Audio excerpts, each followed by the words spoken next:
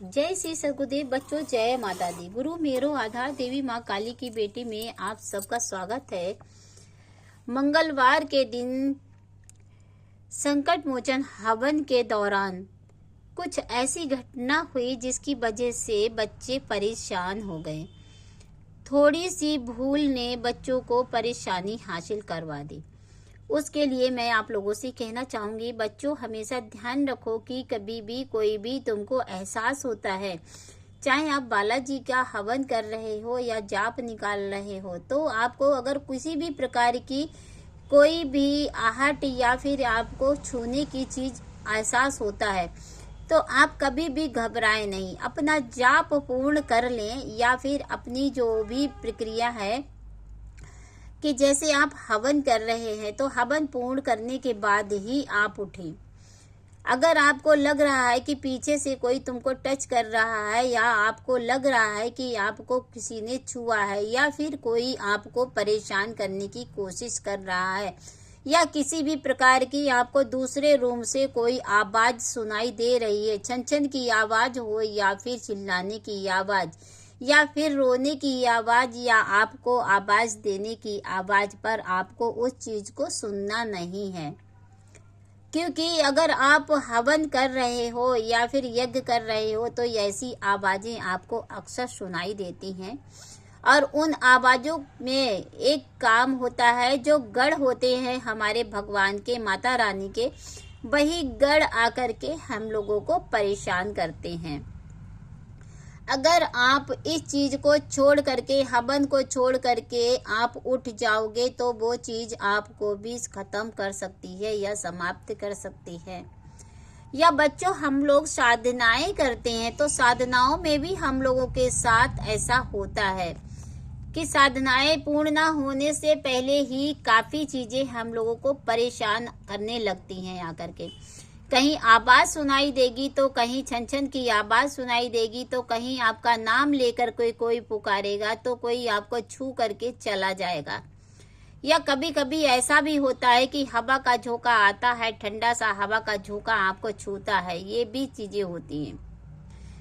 कभी अच्छी चीज़ें आती हैं तो खराब चीज़ें भी आपके पास आ जाती हैं, इसलिए क्योंकि आपका जो हवन है या फिर आपका यज्ञ है या फिर आपकी साधना है, तो उस साधना में विघ्न डालने के लिए ये चीज़ें आपके पास भेजी जाती हैं। जिस भगवान की पूजा करते हो, जिस माता की पूजा करते हो या फिर जिस देवी देवता की पूजा करते हो, उन्हीं के गढ़ आपके पास आते हैं। ऐसा नहीं कि जो है आपको कोई तीसरा आकर के टच कर जाएगा। आकर के जब आते हैं तो उन्हीं के गढ़ आते हैं। या फिर कोई नेगेटिव ऊर्जा होती है जो आपके घर में रहती है तो भी आपको वो ऊर्जा परेशान करने लगती है कि आपका ये कार्य पूर्ण ना हो पाए, जिससे हमें यहाँ से हटना पड़ जाए।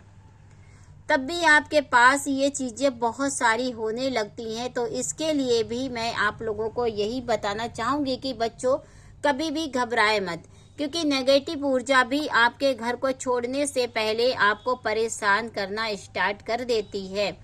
अगर आप बालाजी का कर रहे हो, माता रानी का कर रहे हो, किसी भी भगवान का आप जाप कर रहे हो, यज्ञ कर रहे हो या फिर किसी भी प्रकार का आप पूजन कर रहे हो, विधि विधान से हो रहा है, तो उस नेगेटिव ऊर्जा को हटना ही होगा।